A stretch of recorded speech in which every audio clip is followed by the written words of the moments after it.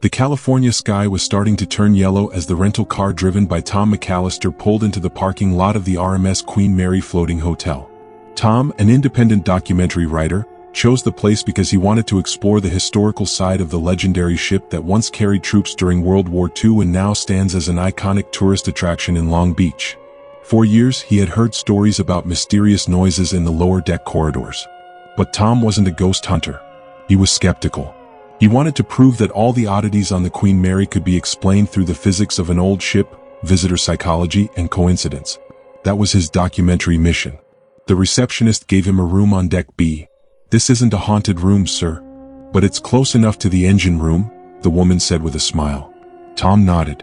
That was exactly what he was looking for. After checking in, he wandered through narrow hallways made of rusty steel panels and decaying wood. The ship's walls seemed to absorb the sound of his footsteps. No music. No other guests' voices. Only the faint clinking of old metal pipes knocking against each other, like the whispers of tired aging metal. He opened his room door. Small, cramped, and dark, but authentic. On the wall, photos of British sailors were displayed in old wooden frames. The salty, damp smell seemed to seep right out of the ship's very walls. Tom began to feel a tickle in his throat. That night, as he tried to sleep, he woke up because of a sound like chains scraping from the corridor. He opened the door, but the hallway was empty. The air felt stagnant and heavy. He turned on his small voice recorder, then went back to sleep. The next day, when he listened to the recording, the chain sound was indeed captured. But there was another sound too. Footsteps, stopping right in front of his door. On the second day, Tom was granted special permission to enter the ship's lower engine room along with a ship technician named Jared, a middle-aged man with sunburned skin and a cold demeanor. "Don't touch anything rusty. It might come loose and fall on you," Jared warned as he opened the thick door leading to the engine room. The room was cold, filled with massive steel machines, spiral iron stairs, and large ventilation ducts that looked like the ship's intestines. The echo and creak of pipes made even normal conversation sound like shouting in a cave. Tom started recording. The RMS Queen Mary's engine room is the heart of the ship, as well as the heavy-duty workplace for the crew. During the war, temperatures in this room could reach 48 degrees Celsius. Jared confirmed. Some people fainted. One man got caught in a steam compressor from 1949. He didn't die, but his bones were crushed. As they moved deeper inside, Jared pointed to a narrow corridor. "Don't go there. That's an old evacuation route. It's unstable now." But while Jared was busy in another corner, curiosity got the better of Tom. He turned on his flashlight and peeked into the corridor. The air there was much colder. The narrow passage seemed untouched by humans for decades. But Tom saw something, a wet shoe print on the dusty floor. Not new but not old either. The print stopped in front of a metal door with faint writing, "Echo Maintenance Hatch." When Tom returned to Jared and asked about the hatch, the man's expression changed. That hatch should have been locked forever since 1986, after the accident that was never made public. That night, Tom returned to his room while repeatedly playing back the recording from the lower corridor. He turned the volume up high. Besides the creaking metal and footsteps, there was one thing that gave him chills: heavy breathing, not his own, not Jared's, but a sound coming from inside the narrow corridor near the echo hatch. Tom started searching the internet but found very little about the echo maintenance hatch. No public documentation. No official technical maps listing it. He browsed old maritime forums and found only one thread from 2007, written by an anonymous account. "Don't go near the echo hatch. I heard it once. I swear," it answered back. Tom didn't believe in such things, but his curiosity grew. The next morning, he met the ship's facilities manager, a middle-aged woman named Lizette. "Echo hatch? I don't know. Maybe you misread. Many lower compartments have been sealed and unused since the ship became a hotel." However, Lizette's expression grew nervous when Tom showed her a photo of the steel door he had taken the night before. "Wait, this is near the compressor room, right? All access to that area should have been closed. I'll have security check it." But Tom wasn't satisfied. He returned to the documentation room inside the ship's museum, sifting through old documents, accident reports, and deck structure maps. Almost everything was neatly organized except one folder that looked tattered. It was labeled Minor Structural Reports, 1985 to 1986. Several pages were missing. What remained was an incident report without details. Access closed due to sound and pressure leaks. No further explanation given due to non-critical nature for hotel operations. Permanent sealing recommended. Sound leak? Tom frowned. The technical term was unusual. As a former science journalist, he knew that air pressure systems and resonance could produce strange sounds. But why seal it off? And who disappeared that year? He returned to the old deck map and noticed that the echo hatch had once been connected to the ship's evacuation route during full wartime operation. That corridor was probably used to transport ammunition or underground communication equipment. Yet, in the recording from the previous night, Tom realized one disturbing detail. The heavy breathing stopped, just as the sound of his door creaking open slightly occurred. But he clearly remembered, he hadn't opened the door that night. Tom woke up at 3:12 a.m. The air in his room felt heavy, as if someone had just exhaled right behind his pillow. There was no sound, no vibration. But his heart was pounding faster than usual. He reached for his voice recorder, still running from the night before. The indicator light glowed red. The memory was nearly full. He pressed rewind and played back the recording from 1 a.m. The first hour contained only his faint snoring and the creaks of old pipes. But at 2:43 a.m., a noisy sound came from inside the wall. It wasn't an ordinary sound, more like a series of small, regular knocks. Tuck, tuck, tuck. 5 knocks. Silence. Then 5 more knocks. Like a pattern. Like a code. He tried to translate it as Morse code, but it made no sense. Too slow and inconsistent. But clearly, the sound came from inside the wall. He approached the ship's wall and pressed his ear against it. Nothing. But as he turned to go back to bed, a sharp metallic clang echoed from the outer corridor. Something had fallen. He slowly opened the door. The corridor was still empty. Dim light faintly illuminated the worn deep red carpet. Yet his eyes immediately caught a small object on the floor, a rusty long metal bolt, still warm. Tom looked up. A small hole above his door showed the bolt had just fallen from the ceiling. He walked down the corridor, his footsteps light. Each tap echoed softly. At the end of the hall, he found a small door labeled, Staff Only Ventilation Access. It was unlocked.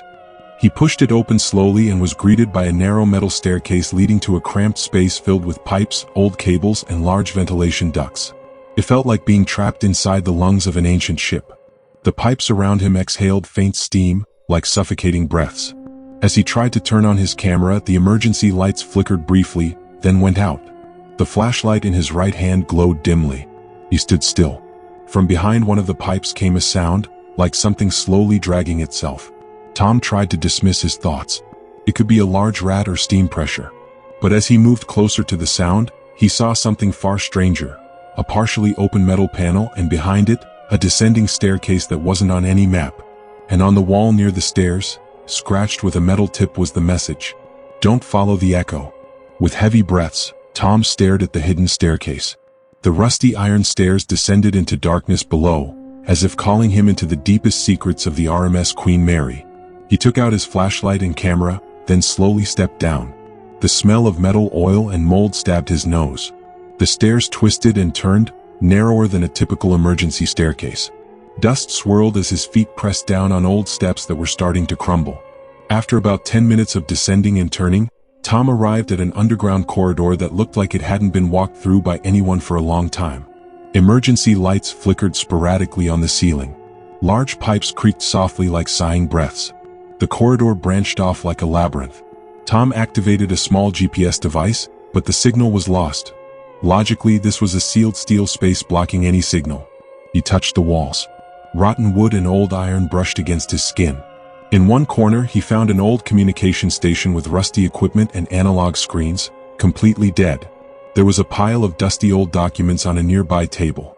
Tom tried reading them, technical reports containing notes about air pressure, gas leaks, and unusual crew complaints. One report dated 1986 mentioned, the crew reported unusual echoing sounds heard in the lower corridors, disturbing work concentration. Several reported auditory hallucinations caused by unstable sound pressure in the main ventilation ducts. Tom began to understand that the Queen Mary had serious technical problems, especially in the old and fragile lower parts of the ship. He continued walking. Suddenly, a faint hissing sound came from a ventilation duct above him, like trapped air slowly escaping. But when he turned, something was odd. The hissing sounded very regular, as if there was a pattern in the air release. Tom quickly jotted down in his notebook, "Air pressure fluctuates in the lower ship corridor. Potential resonance creating unique echo sounds and tapping patterns." He remembered the first night's recording. Could those sounds be the effect of pressure resonance turning normal sounds into something more frightening? However, one thing remained unexplained. Why was there a warm bolt on the corridor floor? Who had just been there? Before heading back, Tom heard quick footsteps in the adjacent corridor. He hid behind a steel pillar. No one was visible. Only a faint shadow moved swiftly. Tom realized on this ship he might not be alone. Tom returned to the main room of the ship with a mind full of puzzles. He knew that the sound phenomena he had experienced were not mere coincidence. With his background as a science journalist, he began researching literature related to ventilation systems and acoustics on large ships. The RMS Queen Mary, built in the 1930s, used a complex mechanical ventilation system and long, winding air ducts. This system was designed to regulate temperature and air circulation throughout the ship, but its design also created various unique acoustic effects. Tom found a study by a marine engineer who had worked on similar old ships, mentioning a phenomenon called Helmholtz resonance. This resonance occurs when air flows through narrow passages and produces sounds at certain repeating frequencies that can be heard as taps or whispers. In old ships with fragile, leaking ventilation ducts, sounds that should not be audible can amplify and distort, creating illusions of footsteps, breathing, or even whispers. This phenomenon can make people feel as if they are being watched or followed. More intriguingly, the air ducts descending to the lower decks, like the secret staircase Tom discovered, can serve as the main pathway for this resonance. When air pressure fluctuates due to active and passive HVAC systems, sound waves can become trapped, echoing and forming strange patterns. Tom also learned that the warm bolt could be caused by vibrations from the engines or pipes rubbing against each other, causing a loose bolt to shift slightly and fall. Still, a veil of mystery remained. If this were merely a technical issue, why did the crew in the 1980s report auditory hallucinations and intense fear? And why was access to this area permanently sealed? Tom realized there was a strong psychological layer. Old ships like the Queen Mary can affect human perception. High humidity, unstable air pressure, and eerie silence can trigger stress and mild hallucinations. He decided to make a comprehensive report about this phenomenon as material for a scientific documentary. But one thing he held firmly: all those experiences were very real to anyone who went through them, even if no supernatural beings were involved. Tom began to investigate further the electrical problems on the RMS Queen Mary, after experiencing firsthand the flickering lights that suddenly went out while he was in the lower deck corridors. From technical documents he obtained in the archive room, it was revealed that the ship's electrical system was very old, and much of it had been partially updated over the years. However, many of the original electrical installations were preserved to maintain the ship's historical value. Damage to cables caused by rust, high humidity, and vibrations from the old engines often resulted in unstable electrical currents. This caused flickering lights, small short circuits, and occasional sudden outages in several areas, especially in the lower corridors and engine rooms. As Tom explored the dark corridors with his flashlight, he felt sudden bursts of cold air coming and going. In such a massive metal ship, local temperature changes could happen very quickly due to imperfect ventilation and cooling systems. Additionally, the hissing sounds from the ventilation sometimes resembled faint whispers, especially when he faced the direction of the airflow. The combination of the hissing sounds and the erratic flickering lights could easily create a creepy atmosphere for anyone unfamiliar with the old ship. Tom also noted several areas that were dead zones for radio signals and communication, making communication devices ineffective and increasing the feeling of isolation and uncertainty for crew working in those parts.